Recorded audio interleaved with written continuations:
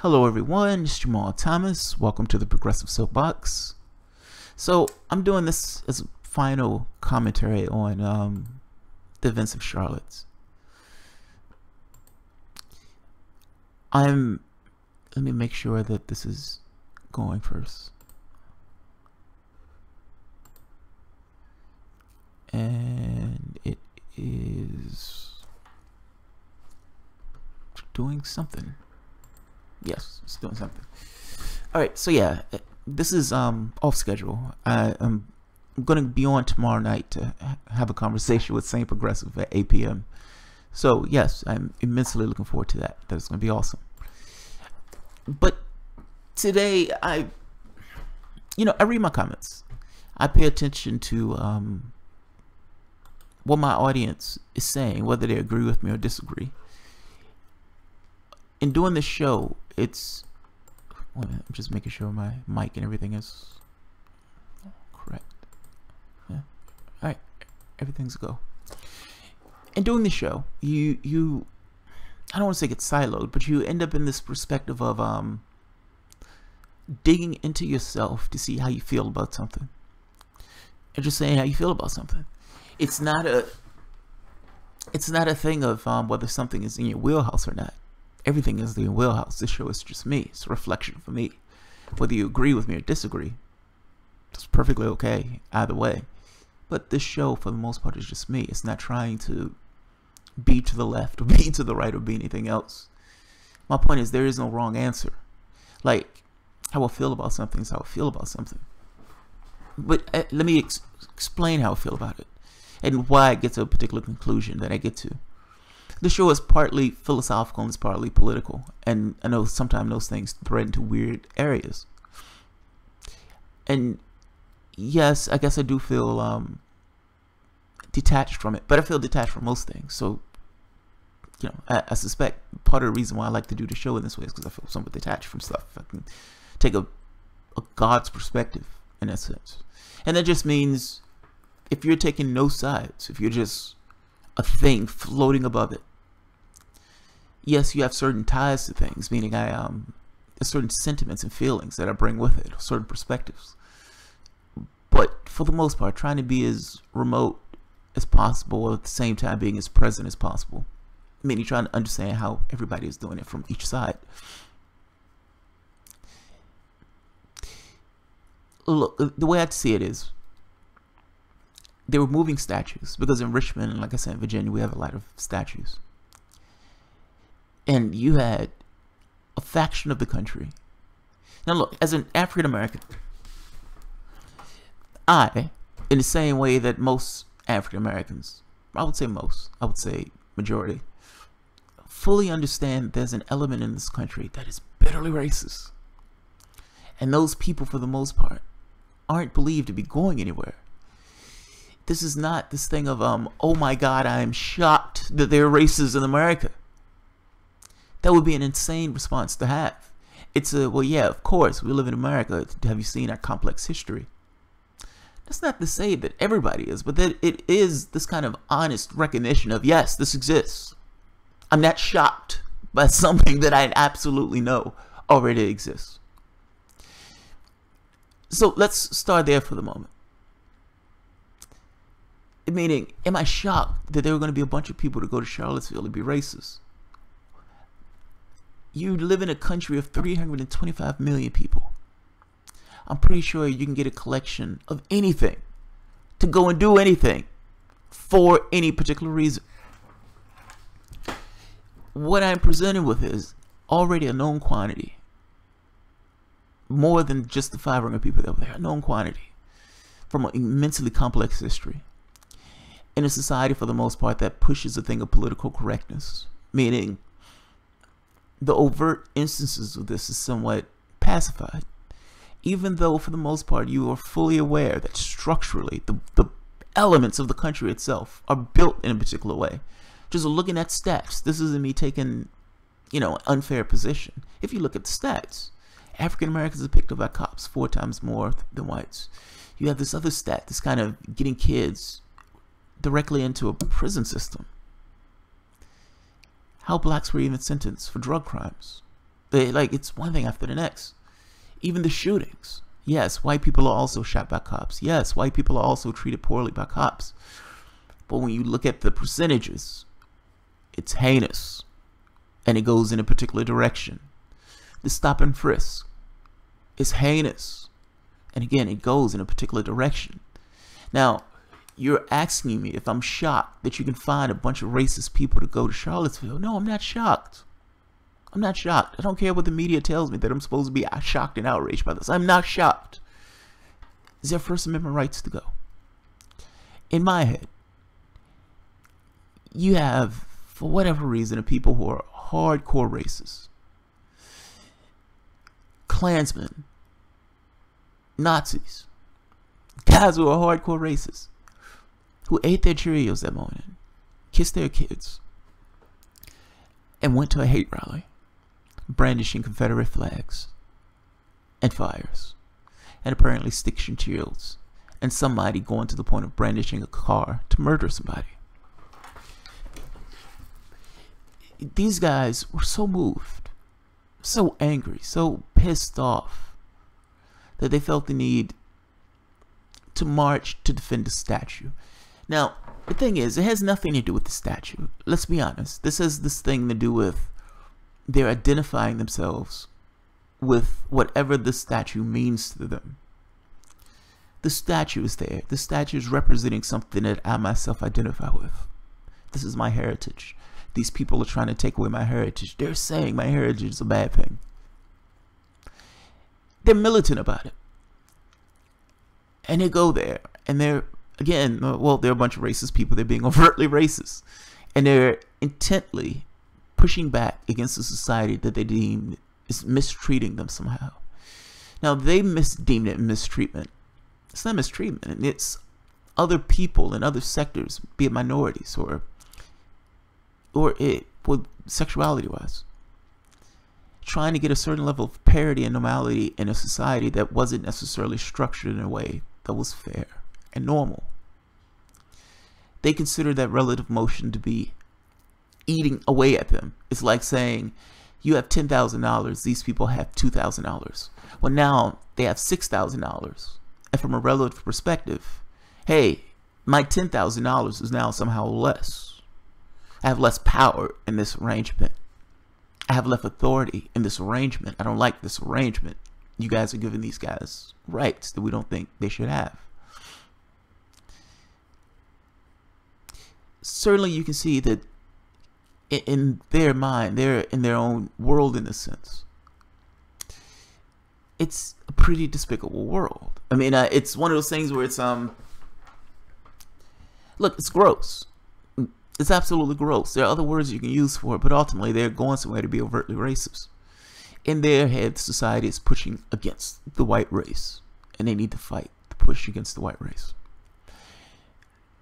But is the response to that to go and do something? And I understand, you know, it's like something happens around the world. The United States feel the need to do something. We got to do something. We got to do something. They have weapons of mass destruction in Iraq. We got to do something. Something is always going to happen. The question is, do you actually need to intervene in each and every situation? And from a strategic point of view, I understand the moral arguments to do it. Meaning, I understand this feeling of, God damn it, those Nazis are going out there to make a hate rally. We're going to go out and rebuff them. We're going to do something else to contest what they're doing. I get it. It's a natural human response to want to respond in kind. This idea of society is not like this. We're going to rebuff this. I get it. I totally get it. From a strategic point of view, if we're just talking about chess, it would have went down in irrelevance. You have millions and millions and millions, hundreds of millions of people in this country. They only got, what, a few hundred? Who cares? Like, it's one of those things of, yes, I understand these people are already in the country. Yes, I understand. Just like anybody else, these people are going to aggregate around one another. It's like, hey, you're hateful? Yes, I'm hateful. I'm hateful too, dude. Let's hang out. Let's get a beer. I'm not shocked by that. I'm not shocked by that. Now, I'm somewhat aghast at what happened in Charlottesville. And I don't like this thing where you have this kind of civil war being fought. Well, one side believe they're morally right, and so they go and contest the other side that's someone morally bankrupt. Yes, it feels good to have this exuberant thing. I watched Cornel West say, well, the police didn't intervene between these two groups. And it feels this feeling of, but you knew what was going to happen. Like, certainly you knew there was going to be this flare up, this fight between these two groups. They have completely ideologically different views. And do I expect both groups to be completely peaceful in dealing with it? Meaning one group believes these guys are morally bankrupt, and this other group believes whatever the fuck they believe. Like, there's no situation where I look at that and think they're just going to be walking with Oxford sweaters on and saying hi to one another. It's going to be chaotic. Yes, people are going to get into fights. People are going to go after one another. I just don't. This is kind of my point. To me, it's one of those things where you can just foresee happening. I understand this thing of we need to contest this in our society, and yeah, you should. Like, any institution or structure that serves to do anything beyond equality, meaning some kind of power structure that's built a particular way, yes, that needs to be contested in all those cases.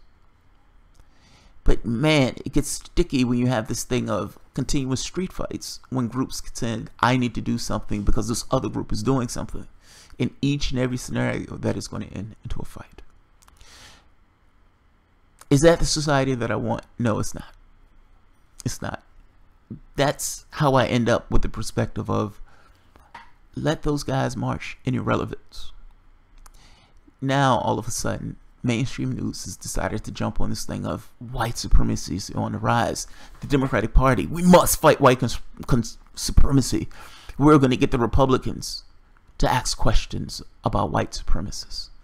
Now, they're doing this for purely political ends. The mainstream media latches onto this because, again, they love this idea of asses in seats. The truth of it gets swept under the rug as some kind of political gimmick. That stuff exists in our society. Those things, those forces exist in our society. I don't understand why people are shocked that they're racist in their society, or that there are racist hate groups in our society. There are all sorts of groups in our society. Those are just one of them. Do you believe that's representative of the entire country? That's the question. Meaning, the number of people that went there to contest, you realize there are millions of those people who are willing to contest it, who push back against that sort of thing. I don't think that's representative of the entire country. I think that's representative of factions of the country, yes.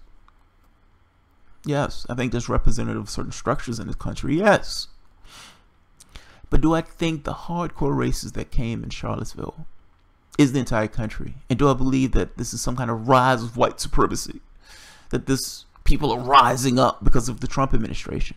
Or do I believe this is something more contrived to obfuscate from actual issues that can be addressed?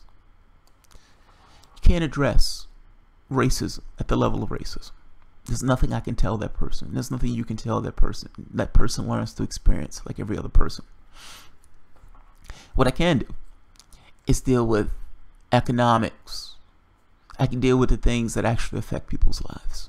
And yes, racism does affect people's lives. But again, those are things that you need to deal with from a level of...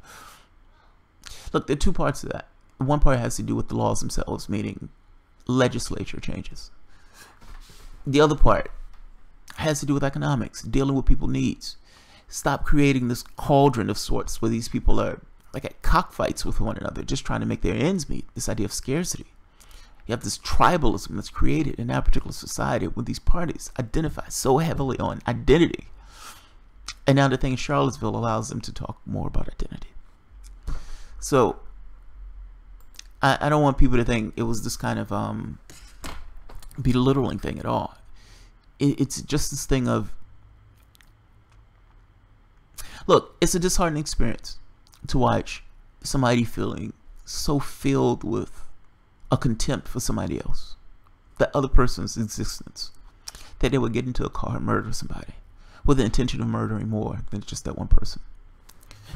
It's a rough thing to watch. It's a rough thing to watch Cornel West talk about it. It's a rough thing to watch Lee Camp talk about being there on it. I guess I'm just not shocked that these people exist in our society. It's hard to look at American history and not know that these people exist. And I understand people going to contest it in this kind of morally just way. We must contest this thing that's taking place that these people are doing. Say, for instance, you weren't talking about people, though. Say, for instance, you were talking about countries. Should America intervene into each and every act that takes place around the world? Meaning, are there some times that the overreaction itself creates the scene? Meaning, this idea that the media is running with. Media runs with narratives. It has nothing to do with reality. It has to do with the narrative that they can create to make an appearance of something. So now media runs. The rise of white supremacy. Again, going with an angle to try to make people scared, try to make people angry, try to make people fearful. Just not playing that game, man. Those people already exist. Yeah, guys. What's if you guys have any questions or comments, this one is more dear comments. I was just reading some of the comments that people were making. Somebody was like, haven't you seen what the Nazis were like? Do you know your history, man? I was like, yeah, I'm pretty sure I know my history better than you do. And yes, Nazis, but you can make that to anything. Like, you can say, hey, do you remember when the Nazis did that? Yeah, you can say that for anything. That doesn't mean anything. That means nothing at all. That means nothing at all. Look, what it boils down to from a legal standpoint, do you decapitate the First Amendment in order to shut up hate groups? And what gets considered a hate group now, what gets considered a hate group in 20 years? And who's at the helm of government to make the determination on who is a hate group? Mind you, they have these laws where, hey, that guy's a terrorist, lock him up.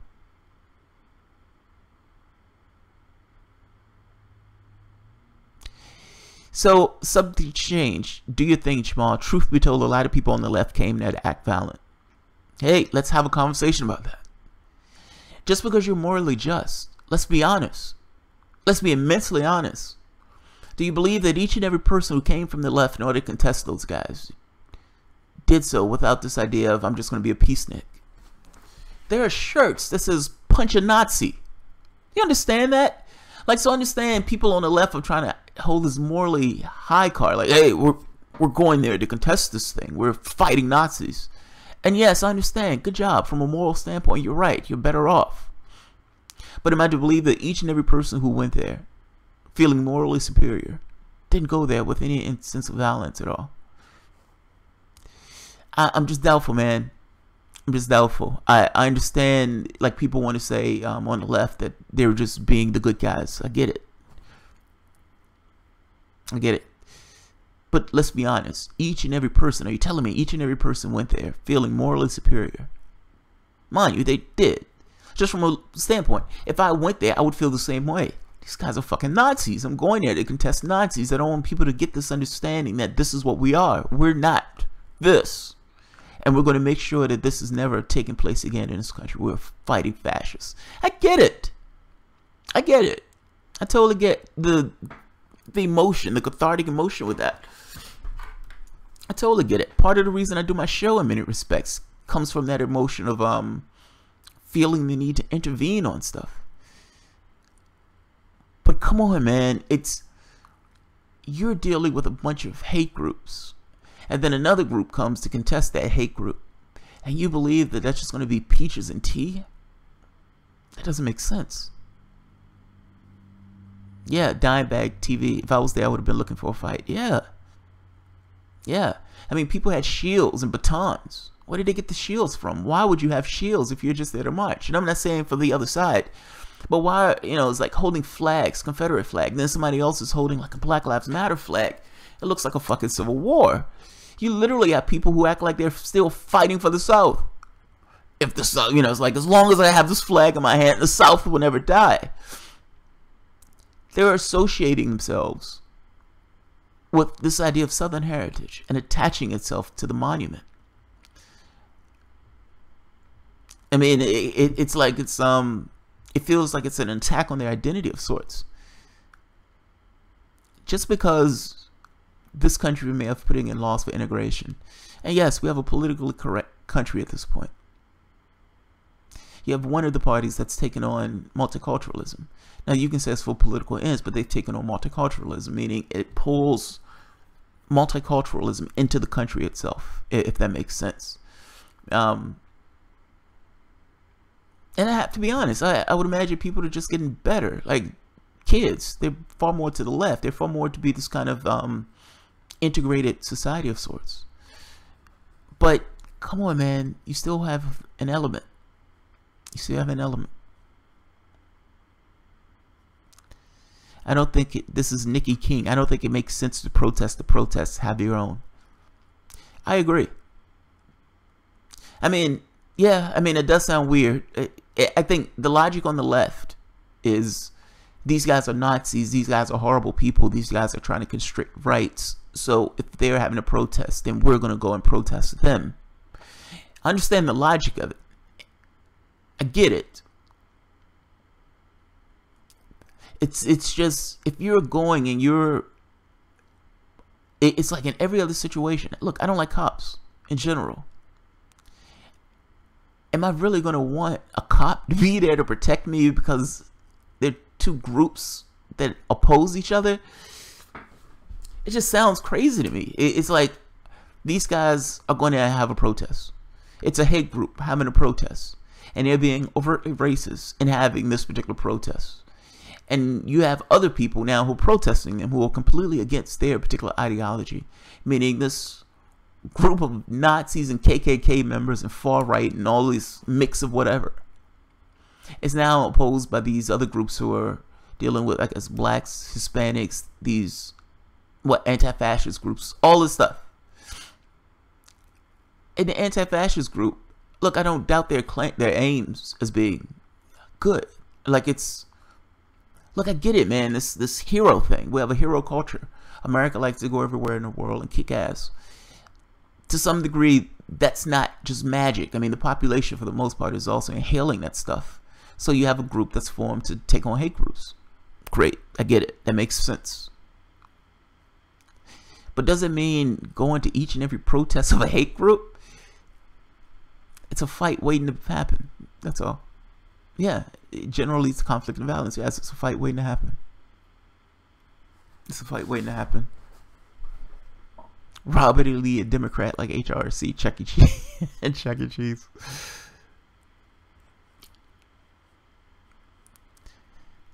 They were supposed to have one in Richmond. The same group. Apparently, my wife said they canceled.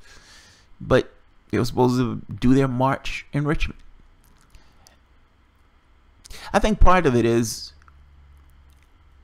it's the march to intimidate. I guess maybe from that perspective. Like, if you look at it from that perspective, they're marching in Charlottesville to intimidate, and we want to get there to make sure that people aren't intimidated. Like, I can see that angle of it.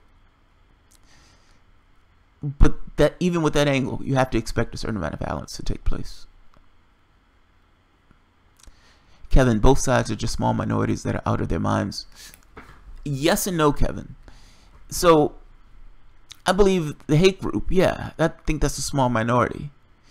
The other group, no. I think the majority of the country, I don't think the majority of the country is like that, man. Like, I don't think the majority of the country, I think it's hate. I don't think it's hateful. I think the majority of the country is kind of on the side of, oh man, these people are ridiculous. They need to go to fuck home and leave aside devices. That's what I think the majority of the country is like. I think the majority of the country just want to live. I think you have wings on the right that are fucking living in the 30s, if we're being honest.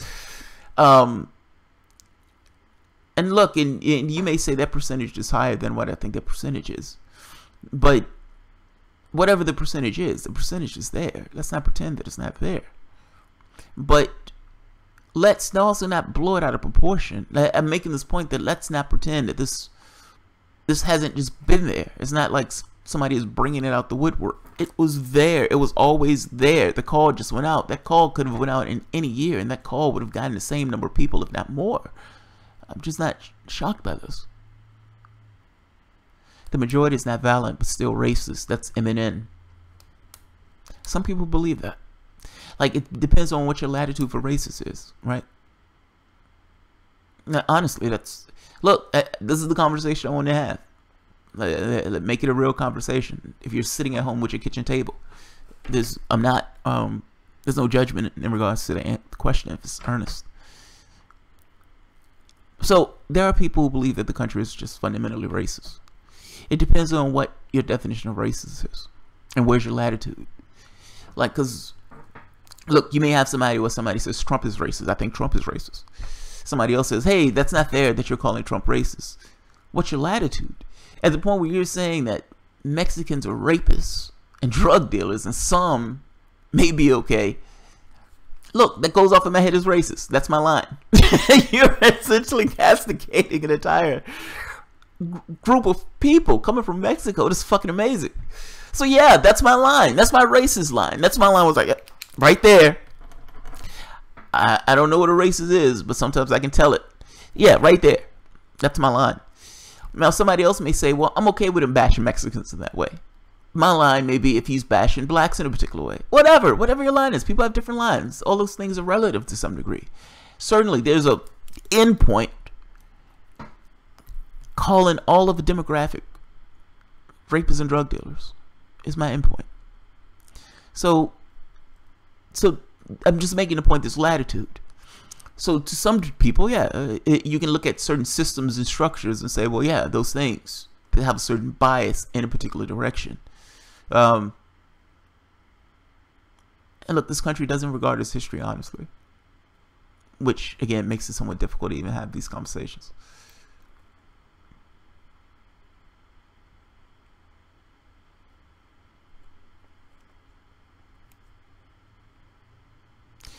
Yeah, right there. Jonathan Pekill. I'm with you on this one, Jamal, 1000%. Personally, I think a lot of people are less interested in solving problems. They are in dopamine rush of battle and feeling like a big war hero. Right there. Right there. It's the superhero aspect. Everything doesn't need a reaction, man. It's like each and everything that takes place, I must respond immediately with maximum force. I must respond with maximum force. I am a goddamn superhero. I am anti-fascist, man. It's like, all right, dude, calm down. I get it. I get it. But do you think 500 people are starting a wave? Is that starting a movement of fascists who are taking over the country? Donald Trump is in that office. That's true. But Donald Trump ran because the Democratic Party didn't run a ham sandwich. They didn't run a ham sandwich. Instead, they ran Hillary Clinton. And they lost. If it was Sanders, you'd have a different fundamental look to the way the government looks. I'm just making this point that it's not this thing of this rise of fascism. That's not where you're at in this country. In fact, you have further to the left. The problem is the political apparatus is not responsive to what the public wants. That's your problem. That's why you're having this kind of anti-establishment fervor and everything else on the left and the right. That's why you're getting a Sanders and a Trump being the people who are taking the energy in regards to politics. The political apparatus is not responsive to what people want. In order for Hillary Clinton to get to the general, they had to cheat Sanders. But mind you, they had to cheat a guy who called himself a socialist. You are going to get aberrant behavior in your political apparatus. Yes, Republican Party is going to go gangbusters. But again, that's not because they're running fucking awesome candidates. It has more to do with the failure of the other party. That's all I'm getting at. I understand the news want to say the rise of fascism and everything else. But again, the news doesn't necessarily regard the world honestly. They don't regard it honestly. They come with a certain very corporate perspective of the world. So, you know, in their particular worldview, hey, there's a blow up in Charlottesville. There must be a rise of fascism. Look at Trump and all these other people winning. They don't necessarily regard the question of, wait a minute, why does Democrats lose this much? That's not a conversation they're going to have. The conversation goes straight to economics. It's easier to say Russia did it and then found out to be full of shit after 7 months or 8 months. And it's easier to say, hey, look at that racism there in Charlottesville. Maybe there's a rise of fascism in the country. It became a media point. It had nothing to do with the reality of, hey, how do we solve this? It had everything to do with the spectacle. It was all spectacle.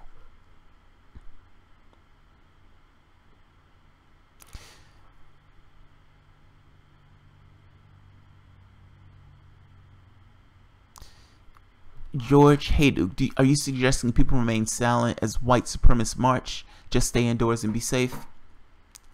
No, that's not what I'm suggesting. Or am I suggesting that? That's just a good question. Am I suggesting that? No, it's not that. It's the question. Look, the question becomes. The question becomes: do you believe that people have free speech rights? And if those people have free speech rights, should those people be able to march? If those people are free to march, the question becomes: well, yeah, do other people have free speech rights? That's true, they do. But if you know, that's what I'm getting at. Like, if you know that you're going there purely for the sake of this idea of a conflict, how is that different than just a gang fight or a street fight? I mean, you have two different sides. One faction is hateful. The other faction believes they're fighting hate. Still fighting, but they believe they're fighting hate. What's more productive? Now, you have 500 people out of a nation of 325 million. They go somewhere for march. Is the best response to actually go there for a street fight? Or is the best response to let them remain irrelevant? Now, look, if you want to do something, that's fine. Hell, have a counter march. Does a counter march have to be right there at the exact same spot of the other people? Meaning, don't you know you're going with this idea of a conflict? If you're standing there and you're waiting for the cops to be the intermediaries to protect you, why do you need the cops to protect you at that point? You went there purely for the sake of some level of conflict. If you didn't, you're immensely naive. I'm sorry. If you went to a hate rally, a rally on the right, full of Nazis, literally full of Nazis, full of these hardcore racists that believe society is being pushed against the white man, and they're fighting off the white man, and they're holding the Confederate flag as the last bastion of white supremacy or whatever. Those are the guys you're going there with. Nazis. People who worship Adolf Hitler. What did you believe was going to take place? That's what I'm fundamentally missing.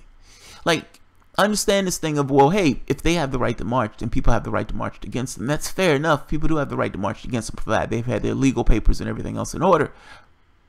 But just from a chess standpoint, if you're going to be in the same space as people who hate your guts, are those people going to remain civil? What are you dependent upon? What are you using as the thing to remain civil at that point? The cops aren't there. In every other situation, you're bashing the cops. I'm being one of them. But in this particular case, you want the cops to protect you from the racists. It's like, come on, dog. You can't have it both ways. I'm sorry. That's all I'm saying. You can't have it both ways. What about a protest march that's not in the exact same space? What about that? That seems perfectly reasonable to me. In fact, that's what they were talking about doing in Richmond, because they didn't necessarily want to have another Charlottesville. Come on. I don't care if you march against the white races. If you have a bunch of 500 people who march out of a country of 325 million, do I need to respond to that? No, I don't need to respond to it. Do I respond to it just out of this kind of moral thing of feeling something to do? Fair enough. But does it need to be a gang fight or street fight? That's all I'm getting at. You're getting, I mean, look, man, there's no, they have a hateful ideology. And I understand you're going there with this idea of we're doing the morally right thing to contest this. I get it. I totally get it. Everybody goes to war thinking they're doing it for the right reasons. But you have Charlottesville now. That's all I'm saying. Is that the outcome that you were looking for? And if it's not if that wasn't the outcome that you were looking for, what are the elements that you think made Charlottesville Charlottesville? And do you think having some level of intervention where you have a bunch of people who are opposing them, feeling morally superior to the people there, and not just feeling it, are morally superior to the people who are there, do you believe that was just going to end up being this awesome thing? Or do you believe it was going to end up the way it ended up? I mean, that's all I'm saying. It's this idea of foresight. Are there things that you can do? Look, if the lefties are going to say that America shouldn't jump into each and every conflict that takes place around the world, why are we holding ourselves to some different standard than America? than we're holding America to. And no, that doesn't mean remain silent. It does mean finding means of pushback that doesn't necessarily involve people dying.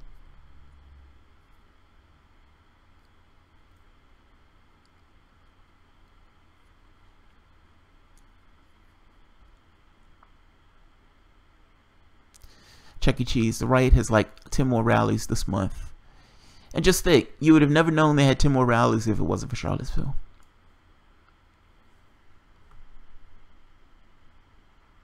It only gives them more fuel for hate, and the fire will grow. Yeah, ignore them, to ridicule, starve to hate. Our resistance TV. Look, I didn't come to this particular decision willy-nilly. Like, it's not. I'm one of those people who get amped up over stuff like this. Like, it's this need of when I was younger. Why didn't this person do this? Why didn't that person do that? You got to do this. You got to do that. Like, this kind of uber interventionist under these moral grounds. This thing of like this kind of moral supremacy allows me to do X. This moral supremacy allows me to say X. Taking this moral position in a particular thing. The problem isn't your position. The problem is the action. What's going to respond from that intervention? And is the response of that intervention exactly what you think that response is going to be?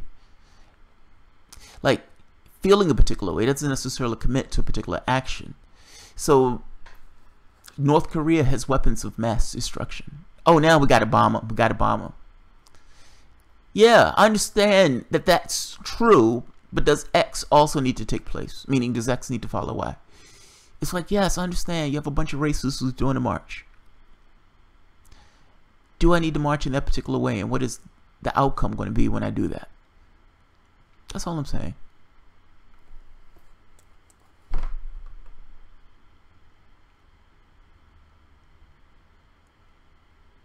Does anybody, it's like firmly against my thought on this?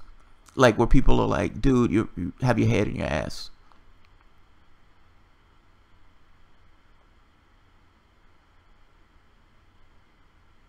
Moral policing. I don't know what that one means.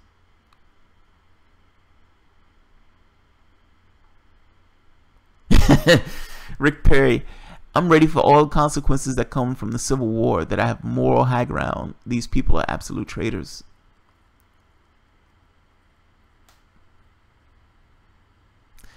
The Civil War thing slightly freaks me out. Because, like, understand what took place. You had a bunch of people who were just straight Nazis. Like, hateful. And here's the thing, man.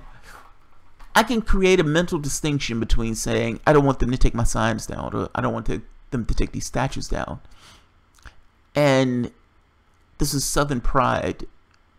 And somehow the statue is somehow affiliated with me and my identity. And them taking it down is them ripping out a tooth of, you know, my heart in this case. I get that there can be a distinction between those things. They're just things as people. We identify with things. I understand why people want to take those statues down. I get it. I totally get it. I absolutely get it. I don't have this thing in me that says, oh my God, we need to take them down. It's not a part of me because I've been right there every day. Like I drive past it every other day. And for me, it's this thing of, well, that did take place. No, the guy wasn't a hero, but it did take place. The guy was a traitor. Holding the Confederate flag. It always trips me out that these guys will be the first guys who scream America, now we bleed on the flag, and these lefties are traitors. That's a sign of a country that was essentially a bunch of terrorists. I mean, they tried to take over the government of the United States.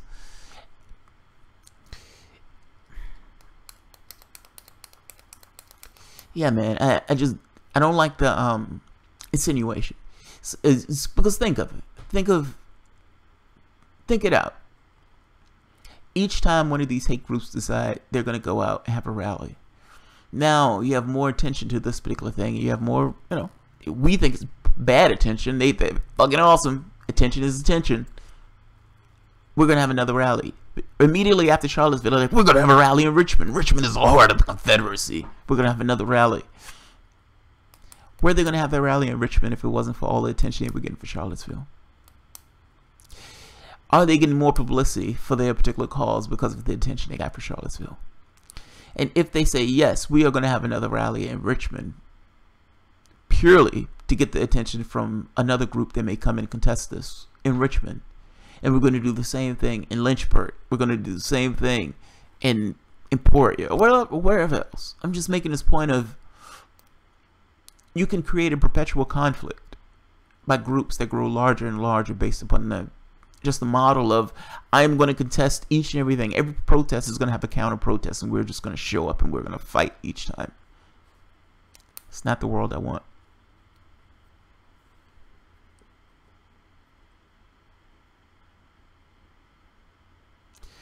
Diamondback TV, they shouldn't have any statues. They lost. If the Union would have won, there would have been statues of Grant.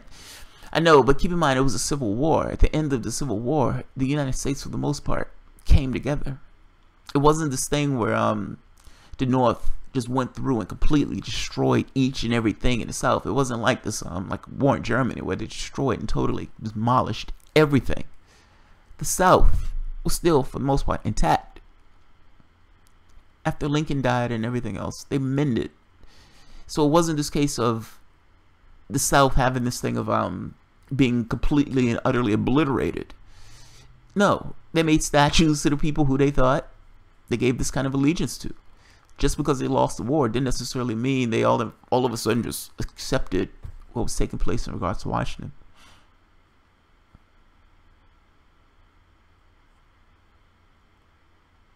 No, I disagree.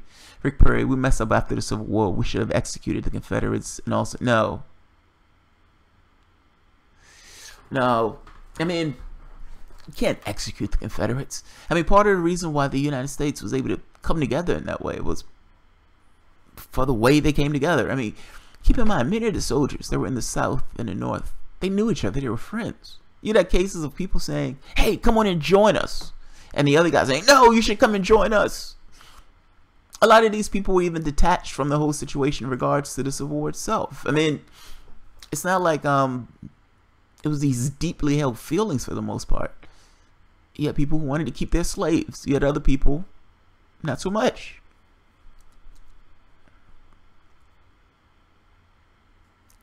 Kevin, fighting Nazis by becoming Nazis is a stupid plan. It's just conflict, man. Look, if there's a situation where atrocity is being created, yes, I want to be there. We need to do something about it. If it's something going on, it's like this. It's always the question of intervention. For me, that's what it is. It's how much intervention is enough for a particular situation, and should intervention be there at all? I don't think that's necessarily the easiest question to ask. I understand people from a guttural level. I need to contest this. I need to fight this. Got Charlottesville. And again, I'm not saying leave it be. Meaning, I'm not saying don't do anything about it. If you have certain energy about it, if you have this feeling about it, yeah, do something about it. But is it possible to do something without necessarily having direct conflict with the other group, meaning out there fighting in the streets? Hate groups are being called out by cops. I can believe that. I'd argue many of those cops are in those hate groups. Yes, I said it. Many of those cops are probably in those hate groups.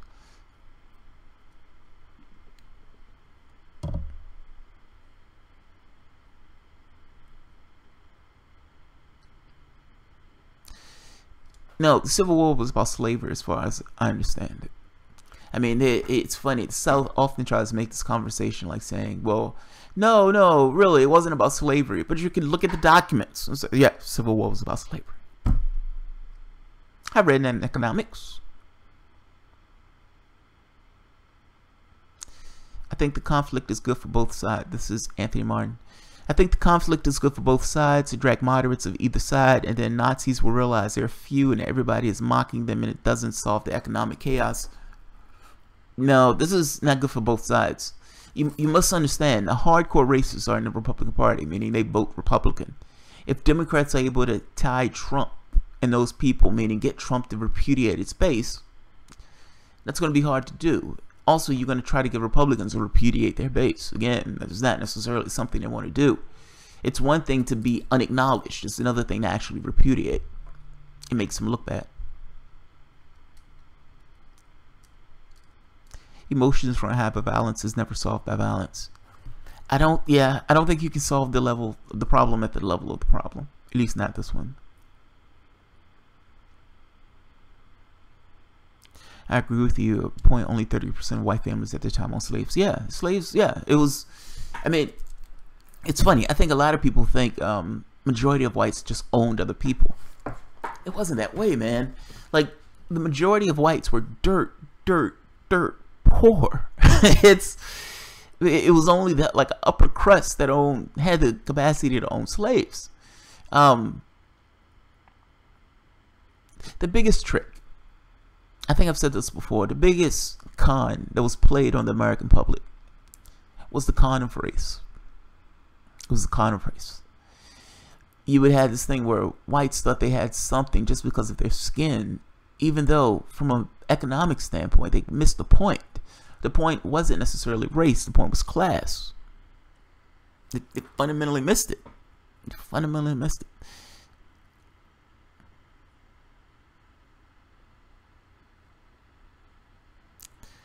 Bob Ramirez, get people angry enough and they stop thinking too hard. Yeah, that's true.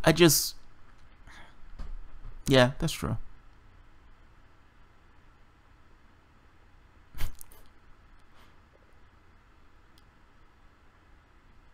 We're still missing it. Gabrielle Vincent Moon. What am I missing? Because people had feelings about my take on this. That's why I was kind of having a live dialogue. Is there something I'm missing on this in my perspective? Like, am I just off?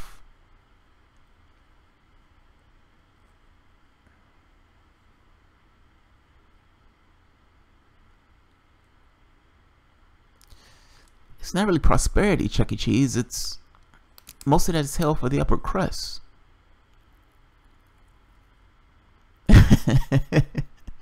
Sergeant Hayes, I knew I should have went 420 before this conversation.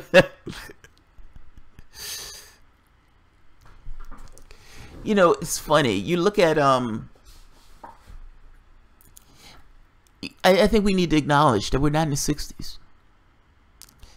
Like, you do have things like police predation. Like, police are just fucking horrid in this case. I'm not surprised that, you know, they're saying, hey, the police didn't do anything in regards to what they were doing in the Charlottesville. Yeah, I'm not surprised. Not surprised. Many of the police probably recognize those people who are out there with those capes.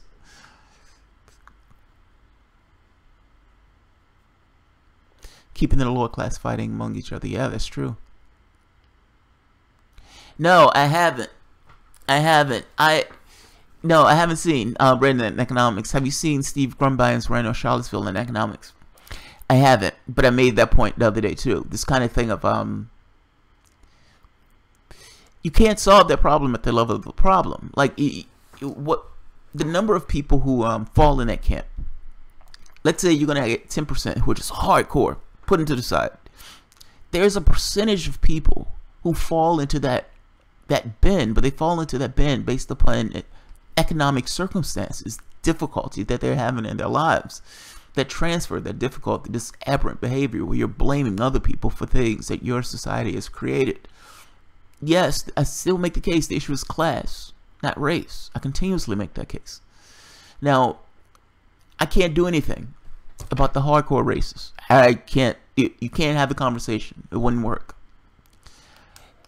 But I can do something in the sense of having a fair economic system where those people have the things that they need, and their aberrant response isn't to blame the Hispanic or the African American or somebody else.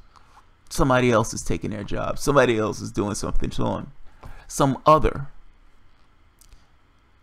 Your economics, at the very least, creates a foundation to try to avoid that behavior. That's aberrant behavior. I consider that to be aberrant behavior. But I consider that behavior to be somewhat environmental. In some, not all. And some, you have people fighting for resources. This idea of tribalism, all this stuff. I mean, look at our society, the way it breaks down in regards to politics. The party of multiculturalism, the party of whites. That's not healthy, man. Look, there's a direct line going back from the standpoint of how this country was started to how this country is now.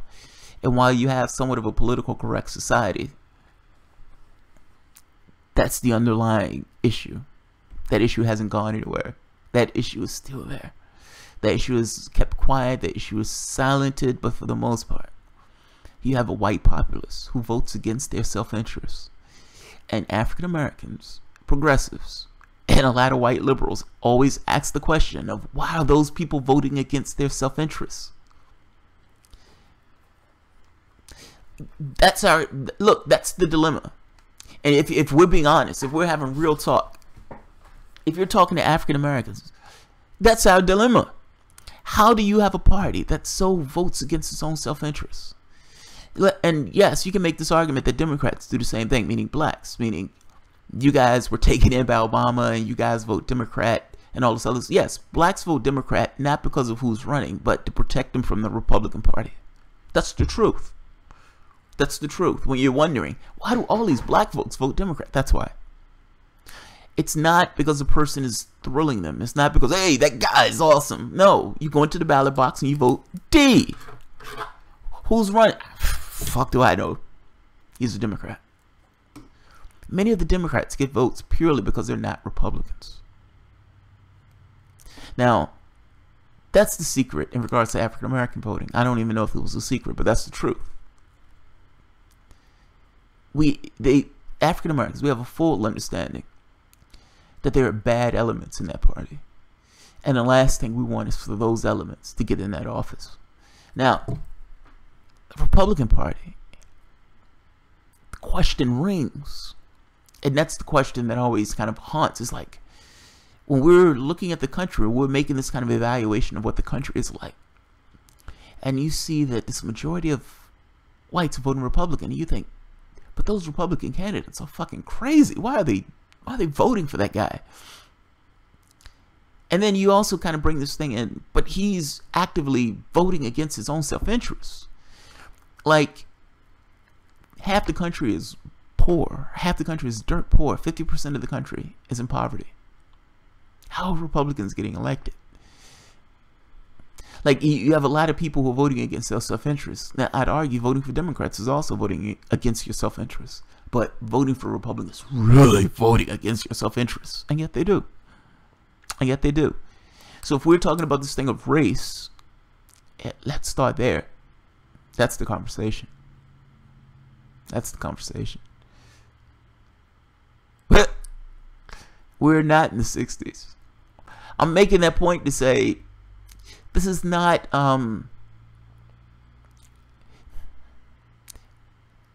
look, the politics of the country have changed. To some degree, the politics of the country have changed.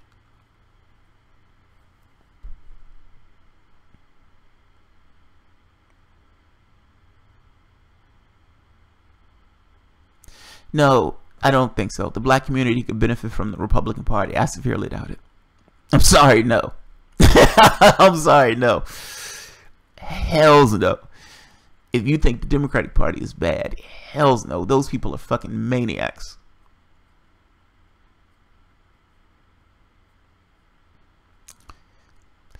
It's not that Democrats advocate for welfare. And for that matter, I have a hard... Put it this way. Social Security, under your degree, is welfare. Medicare is welfare. Medicaid is welfare. Child program is welfare. You understand that the majority of welfare go to whites. Does it keep white dads from the home? I don't understand what you're saying. It doesn't really make sense. Now, if you're talking about some kind of policy change, fair enough. But what you're talking about is essentially resources that the country uses for itself. The country makes the decision on what it wants to use for itself.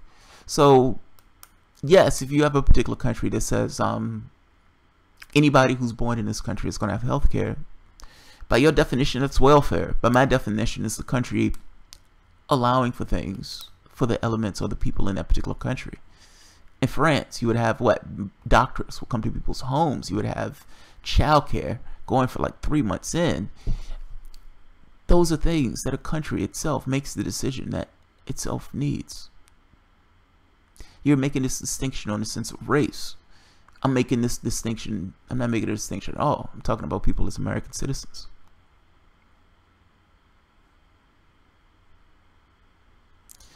Bob Ramirez. Two bad sides couldn't have come together for a civil discussion. That would have been the running for the preparation H. How can you have a civil discussion? There's no, I gotta be honest, man. Racism doesn't make sense to me. It's a mental illness. Like, it doesn't, I don't know if that's one of those things that's changed by experience or what, but I don't think any child is born a racist. I do believe that people have elements of themselves that may lean a particular way. So I have to believe that each and every person that's there is based on this kind of level of experience, meaning some element of itself in addition to the experiences that they themselves have had. Fair enough. Some people have this kind of cognitive bias where they latch onto the world, the things that they want to see of the world. Everybody does it to some degree. So in their minds, the things that they see are reinforcing their particular belief system. Again, it's just some perspective. Everybody has it. So it's like, yes, I have to accept that there are environmental factors that led those guys to that particular place. I don't know how you have a civil discussion with that. I just don't. What you're going to get is a bunch of racist, hateful rhetoric. There's no logic to it. It's just, I'm angry at the world for something.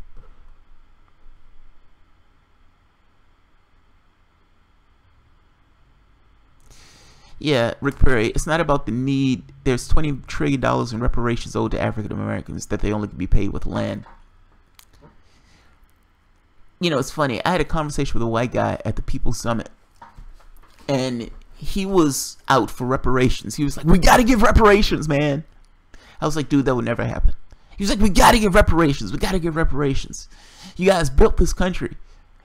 And it's like, I understand it. It's not that I disagree with you that to some degree the country owes.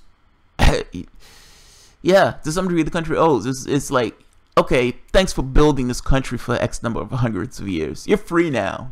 Get. Certainly that's fucked up. Certainly that's fucked up. And this idea of poverty and everything else, that stuff is generational. Like the guy who was up here who's like, well, I mean, Democrats are advocating for welfare. That keeps black fathers out of their homes. We care about the black fathers. Your country literally took free labor and turned somebody who was a grown man, a man, into a vehicle of a slave. Now, they didn't do it because they understood that this was a man. They understood that that was a woman. They understood that these people had families and lives and their feelings like everybody else. They did it because they needed free labor to build their country. That's why. We need free labor, so we're going to pretend that this person is not a man and we're going to treat him horribly and we're going to become monsters in the process. That's the schism that's created in your particular society. The poverty that you're talking about is coming from generations of starting from from scratch. Not just starting from scratch, getting to the point where you're going for year after decade after decade after decade, going up to the point of the 60s. Rampant poverty. People were literally kept out of certain areas where they could live. Projects, the ghetto. Going to the 70s, to the 80s, and you finally get to the point where African Americans are trying to budge into the society after many years of fighting viciously, after dying. You're talking about the 80s, maybe even the 90s. And so what? 30 years, 40 years. I don't understand why these people aren't further along. These people need to be further along.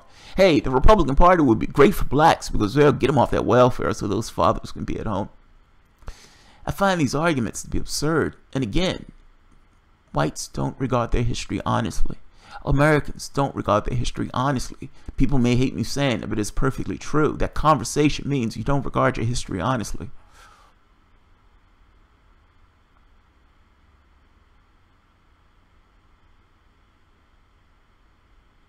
Race is a distraction. Yes. I keep making this point. Whites were dirt poor. The majority of them were dirt poor. They had their skin as somewhat of a barrier or somewhat of a lubricant in that particular society. But that having that lubricant blinded them to the fact that the issue was class, not race. The issue was class. They didn't lose their ambition. I don't think being in poverty loses your ambition. How much money do you think is getting from welfare? Something to change full well believes that welfare is just, they're just living high on a hog. Look at my Lexus. The government's giving me welfare. I don't care about your race. I mean, whether you're white or black, I'm saying you're wrong. This idea of welfare just destroying ambition. Dude, I don't know how much you think they're getting from welfare. I'm sorry if I thought you were white before. That's my bad. But it doesn't matter. It's kind of a moot point.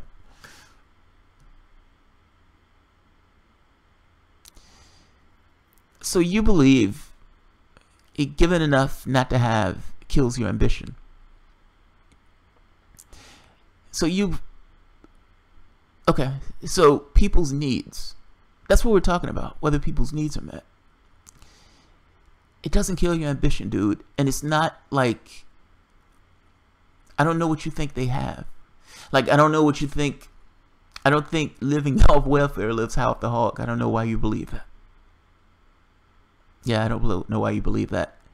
It's like, he gets his welfare money, so this guy doesn't need to do squat. Welfare pays all of his bills. That's insane. That is insane. That is mentally insane. Right. Your needs aren't met by welfare, dude. I don't know why you believe that.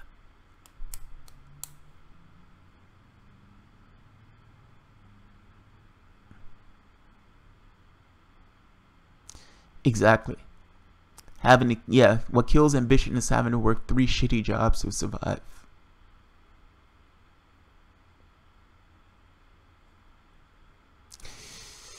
I understand that, but look, when I was 17, when I was 17, let's say 18 or 19. You know, I told you I had the medical thing, and because I had the medical thing, I was eligible for Social Security. Social Security is what, $900 a month. That's not a lot of money. Now you're telling me that getting that is going to kill my ambition. Finish school. I was able to get multiple degrees, travel the world, working as a software engineer. At which point was my ambition killed by receiving Social Security? That's what I'm fundamentally misunderstanding. You're telling me about one person in your building, and you're saying that particular person, for whatever particular reason, look, I agree that we can make changes to the system. I would say that the system is immensely porous as is, but this idea that it kills ambition, no, it doesn't. Yeah, it doesn't. Even the way we're talking about it, what you're talking about is assistance by the government to the people in that particular country. I gotta be honest, I don't care if somebody receives a certain stipend and decides that, look, I don't want to do X, I just don't want to do this. That's fine, I don't care. I mean, it's one of those things where people can contribute in all sorts of ways. It doesn't necessarily have to be working a 9-to-5 in the traditional way that you're talking about working a 9-to-5. I have no clue what goes on with that particular tenant that you have in your office. But taking the thing of this guy, he's in my apartment, I know everything about his life, and he's lazy, and he's receiving welfare, and he's not. Yeah, no.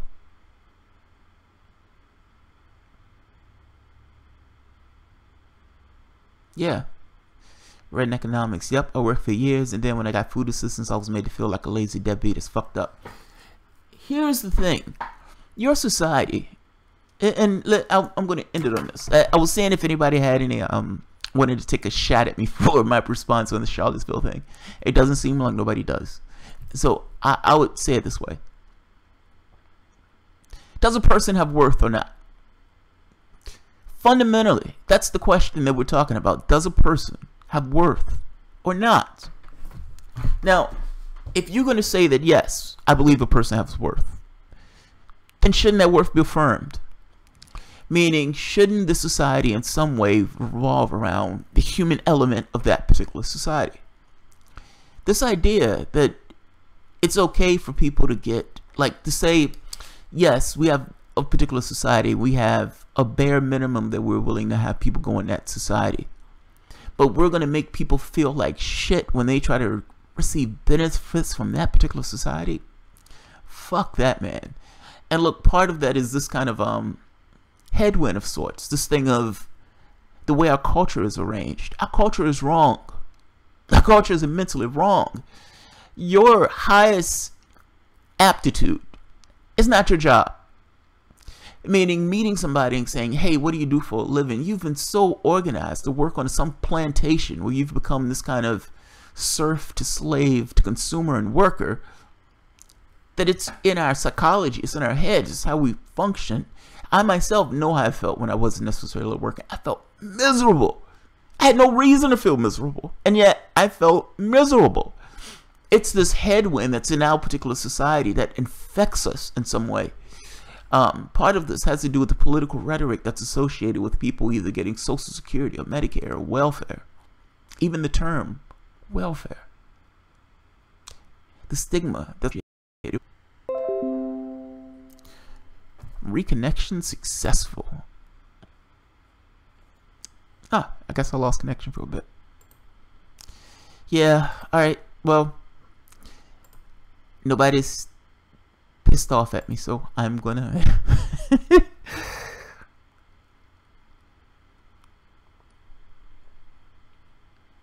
yeah, I would too. X Factor. I would rather live in a because look, when those people in that society, when they feel like when they can't make ends meet, what do you think they're going to do to make ends meet? Look, that's the fundamental question. You can pretend this libertarian thing and just say, all right, nope, still love you. No, dude, I just disagree with you on this one. I don't think it makes people lazy. I think it allows people to be to some degree free. I honestly do. And look, I don't think in your particular society your freedom is based on your economic latitude in that sense. How much cash you got is your freedom. I just don't think somebody living on their ass on welfare is free. That's all. Oh, Dex, you're fine. You're fine. Yeah, Jeremy Chase, that's true. We already live in a society where the wealthy extract fruits from other labor while sitting on their ass. Yeah, that's funny. And that's true. That's immensely true. That's immensely true. Alright guys, I am gonna call it a day. I have 2 videos that I want to do. One giving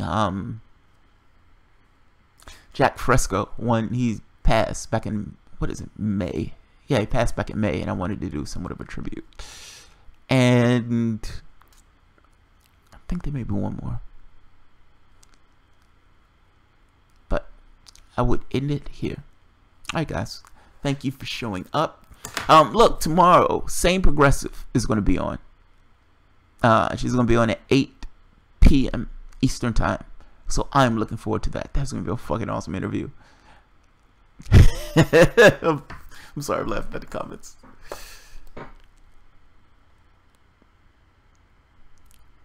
Alright guys, have a good night.